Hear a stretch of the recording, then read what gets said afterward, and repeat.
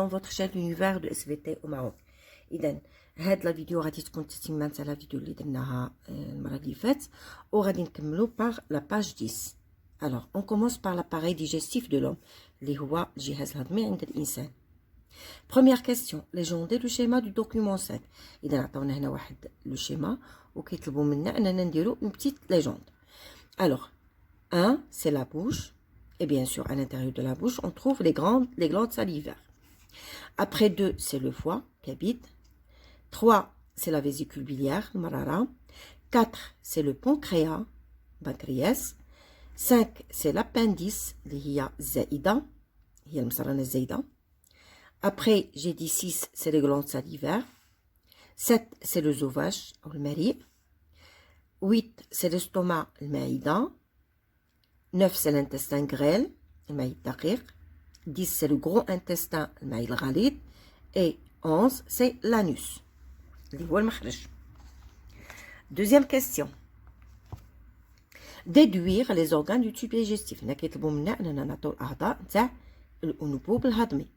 إذا tube digestif هو الأنبوب الهضمي. L'appareil digestif هو الجهاز الهضمي. Alors, la bouche, après œsophage, estomac, intestin grêle, gros intestin et l'anus. Troisième question. Indiquez les organes annexes au tube digestif. اللي هما الأعضاء annexes نتاع أو اللي كتخدم مع هاد الأنبوب الهضمي. Alors, نبداو بلي glandes salivaires, le pancréas et le foie. Quatrième question. Donnez les organes de l'appareil digestif. إذا هنا كيطلبوا منا الأعضاء نتاع الجهاز الهضمي ككل. دونك هنايا غادي نزيدو على لو تيوب ديجستيف.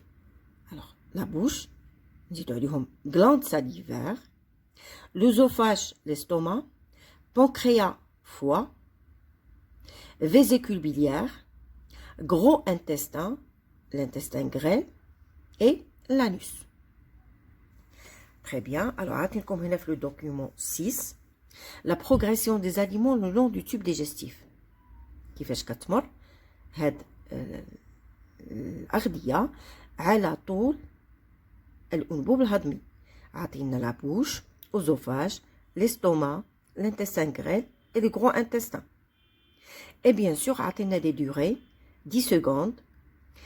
Donc, 10 secondes aussi l'œsophage. Entre 2 heures et 8 heures dans l'estomac. Entre 7 et 8 heures, intestin grêle. Environ 15 heures, le gros intestin. إذا كيبينوا لنا هنا مسار الأغذية داخل الأنبوب الهضمي. Alors, je passe à la page suivante. Alors, c'est un exercice aussi, c'est l'exercice de la page 12. Toujours collection Sigma. Alors, l'exercice 1. Pour connaître l'influence de la température sur l'enzyme salivaire, on met dans 3 tubes A et C, A, B et C, de l'emploi d'amidon plus de la salive fraîche. 10 minutes plus tard, on ajoute au tube A de l'eau iodée et au tube B de la liqueur de Fehling. La première question, complétez le tableau avec ce qui convient. إذن طلبوا لنا أو قالوا لنا على أن الحرارة كتأثر على l'enzyme salivaire, l'enzyme de la salive.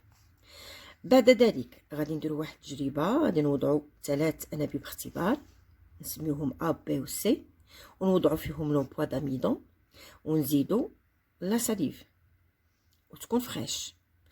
ألوغ 10 دقائق بعد ذلك غادي نزيدو في لو تيوب A دو لو iodée وغادي نزيدو في لو تيوب B لا ليكور دو فيلينغ. طلبوا منا أولا أننا نعمرو هذا الجدول بما يناسب. Complétez le tableau avec ce qui convient. 3 expériences. La première expérience, on met donc le tube ASCA qui contient l'emploi d'amidon et la salive fraîche à une température de 37 degrés Celsius.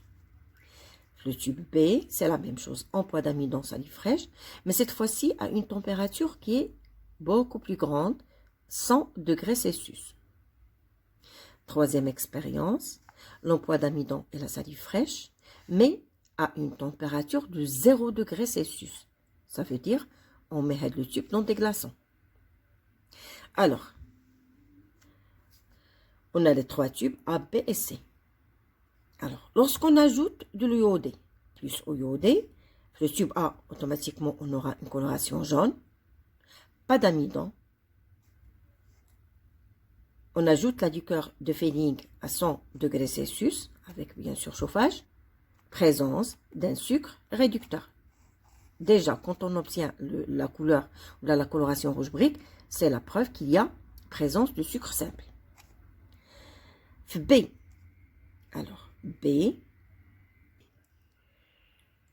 On ajoute de l'eau iodée, on obtient une coloration bleu-violette. Ça veut dire qu'il y a présence d'amidon. Et lorsqu'on ajoute la liqueur de Fehling 100 degrés Celsius, on obtient une coloration bleue. Donc, pas de sucre simple. Le tube C, on ajoute de l'eau iodée, une coloration bleu-violette. Donc, on dit qu'il y a présence d'amidon. On ajoute la liqueur de Fehling à 100 degrés Celsius, toujours une coloration bleue qui indique qu'il n'y a pas de sucre réducteur, pas de sucre simple. Très bien. Si on considère que le contenu du tube C réagit positivement avec la liqueur de Fehling quand on le chauffe jusqu'à 37 degrés Celsius, contrairement au tube B. Déduire du tableau les conditions nécessaires à l'activité de l'enzyme l'amylase salivaire. Le tube C réagit positivement, il y a une réaction avec la liqueur de Fehling. Automatiquement lorsqu'on chauffe à 37 degrés Celsius, contrairement au tube B. Il a l'expérience, زدنا معها la liqueur de Fehling ودرنا un chauffage à 37 degrés Celsius, كنلاحظوا باللي le tube il réagit positivement. Ça veut dire on va trouver une coloration qui est rouge brique. Et c'est-à-dire qu'il y a présence de sucre simple. Alors, 2. Déduire du tableau les conditions nécessaires à l'activité de l'enzyme qui est ici l'amylase salivaire. Donc, on peut dire que les conditions nécessaires à l'activité de l'enzyme, c'est une température de 37 degrés Celsius. Et c'est le cas ici. Donc, qu'est-ce qu'on a une température 37, l'amylase salivaire, elle réagit. Mais, alors, je suis belle con, la réponse, à 100 degrés Celsius, l'enzyme perd définitivement son activité. Contrairement au tube B, il n'y a plus une réaction positive avec la liqueur de Fehling. Ça veut dire l'enzyme perd définitivement son activité. Mais il ne ترجع à l'activité ديالها منين كتوصل منين كنحطوها في une température de 100 degrés Celsius. Par contre, à 0 degrés Celsius, l'enzyme perd temporairement son activité. Ça veut dire que l'enzyme كتقدر ترجع لها l'activité ديالها si on chauffe à 37 degrés Celsius. Alors, je passe à la page suivante. Document 12. Donc, la villosité intestinale. Il y a une légende. Donc, 1, c'est l'épithélium intestinal. 2, ce sont les capillaires sanguins. 3, cellules à mucus. 4, artérioles. 5, vénules. 6, vaisseaux lymphatiques. Je passe à la légende. Document 13. L'anse duodénale. Alors, on commence par 1. Alors, 1, c'est l'œsophage. 2, c'est l'estomac. 3, c'est le pancréas. 4, c'est le foie. 5, c'est la vésicule biliaire. 6, c'est le canal cholédoque. Et enfin, c'est 7, c'est le duodénum. Alors, باش ما تجينيش لا فيديو طويله بزاف غادي نحبس هنا. لا séance prochaine غادي ندير معكم la suite اللي هو l'exercice 2 de la page 16. Merci pour votre attention et à la séance prochaine.